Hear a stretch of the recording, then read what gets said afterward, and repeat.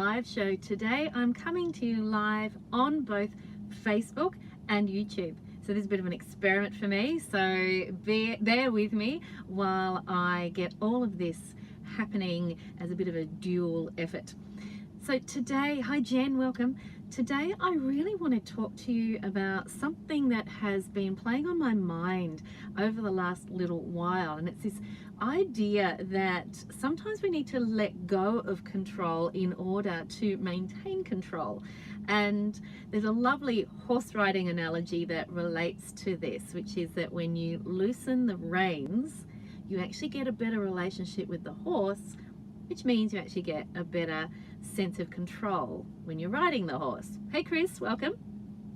So one of the things that I think is probably, I don't know, one of the biggest fears that people have when they're talking to me about their business or talking to me about their life in general is this fear of losing control, or this sense of having lost control. Now, a lot of people call that feeling overwhelmed, and that can be that they're overwhelmed with too many choices, or overwhelmed with too much work to do, overwhelmed because they don't have enough time, or a sense of not having enough time to do all the things that they want to do. But the reality is that when you actually hang a little bit looser, you can get a better sense of where to prioritize and where to pick your battles and where to focus your attention. Now, sometimes that also means thinking about doing something a little crazy. So I'll give you an example. Hang on a second, I'm just trying to do two things at once. Never very helpful. Sometimes I've talked before, and I use this concept a lot when I'm talking to parents, and I talk about the concept of having a yes day, a day where you say yes to absolutely anything. And a lot of parents get absolutely terrified by this idea. All sorts of assumptions and fears creep in, or flood in for a lot of parents when I say to them, what if you just say yes? What if you say yes to everything? The number one fear, of course, is that they're going to lose control, and that their children are going to suddenly have the control. So when they nominate that as one of their fears, I say, well, what's so bad about that? How much control can a 3-year-old actually have? Are they going to take your credit card and go and buy a Maserati? They're not going to do that. So how much control are you actually losing? Is your fear of loss of control greater than the reality? What's the worst that can happen? And I would say to you, every single time that I've spoken to a parent and had them do that, have them say yes for an entire day to their kids. School holidays here in Australia, so it's a great thing. If you're watching from Australia, it's a great experiment to do with your family. Have a day of saying yes and see what fun you end up having. So I'm talking about letting in a little bit of relaxation into your battles that you're choosing to fight. I'm talking about bringing a little bit of fun into your life. You can do this with your business as well. Now, obviously with your business, you've got financial obligations, you've got staffing obligations, you've got obligations to your clients, you've got all sorts of obligations, but you can also bring in this sense of letting the reins, feel a little bit slack in your hand for a minute and see what happens. Watch the sky not fall in. So here's an example. So school holidays, as I said, at the moment here in Australia, it's the summer holidays, and we tend to fly a little bit loose in the Crawley household in school holidays. So bedtime gets an awful lot later, and devices have a lot more use, and the food's not always as healthy as it could be. So you might notice that I've got a slight tinge to my hair at the moment. So the kids and I had a bit of a spontaneous moment where we decided to dye our hair blue.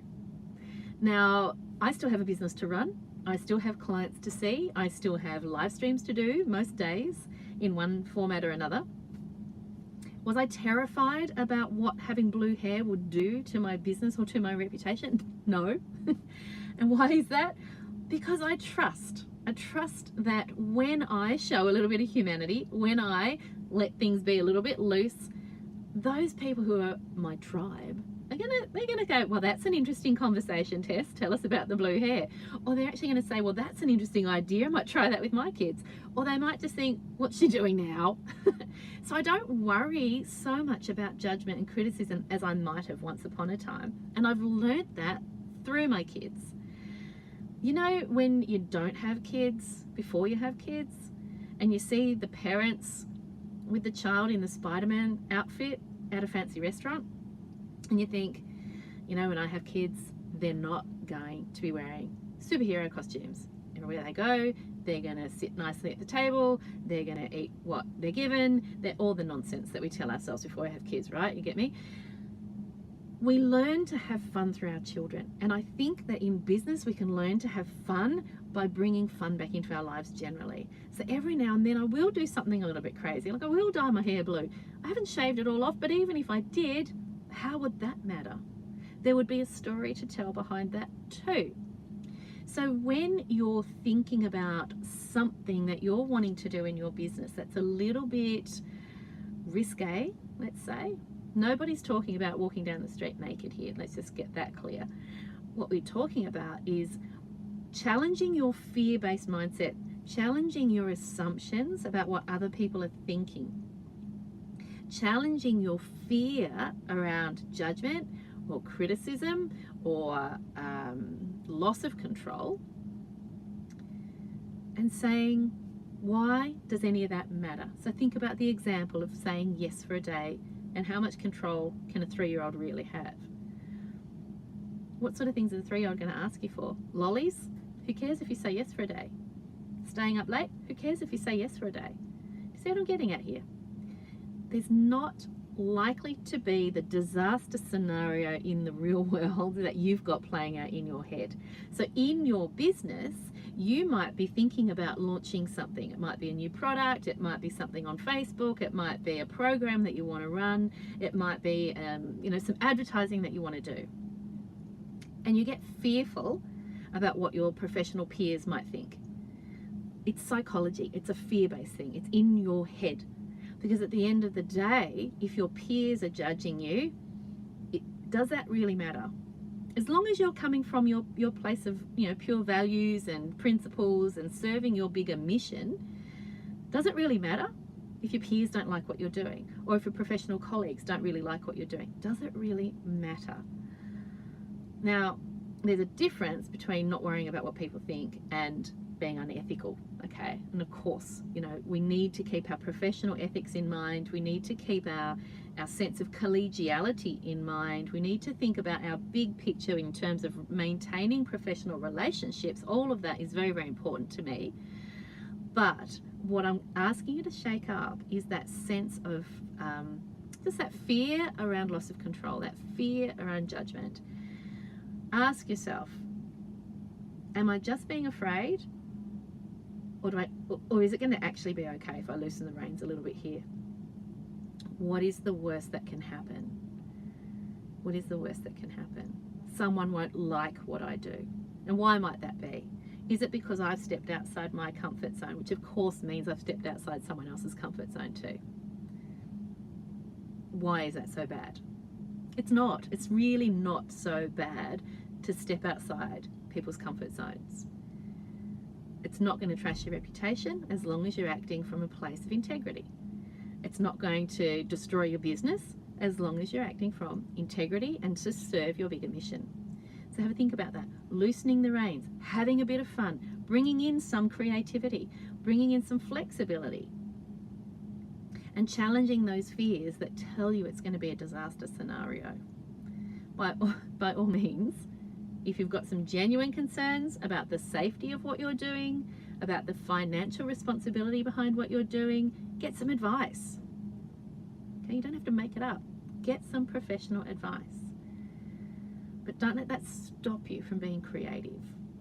Don't let that stop you from loosening hold of those reins so that you've got a better working relationship with that metaphorical horse that you're riding, your business or your family, and go for it. And let me know how you go. Let me know what crazy ideas you come up with. It might not be dyeing your hair blue. It might be something else that you've been really wanting to do, but it just felt too much of a challenge.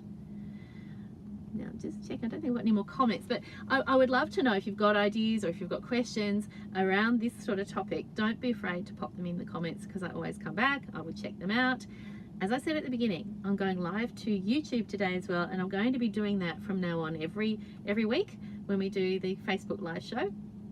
So I'm looking forward to seeing some of you join me live on YouTube. If you're not already subscribing to my YouTube channel, make sure you do, and make sure that you get the notifications. Click on the little bell that shows you the notifications bell, because then you will actually get notified each time I post something to YouTube. And YouTube, of course, is a simple way of finding videos, because they're all stored sequentially on the YouTube channel.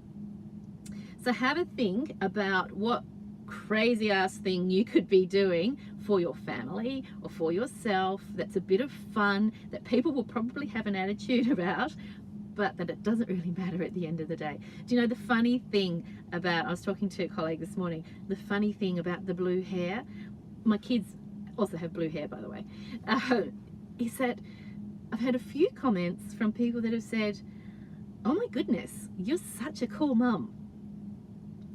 So how am I cool, mum? Just by having a bit of fun with some hair dye that washes out.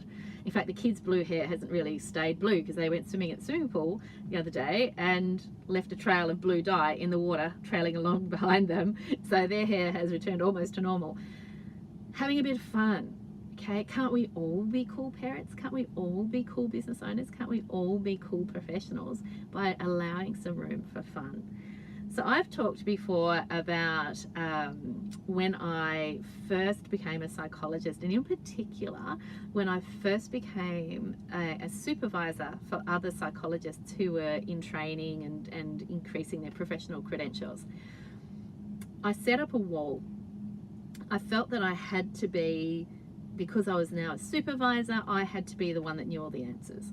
I had to be the one that was the professional in the room. I was no longer a student. I was no longer a postgrad. I was now the professional.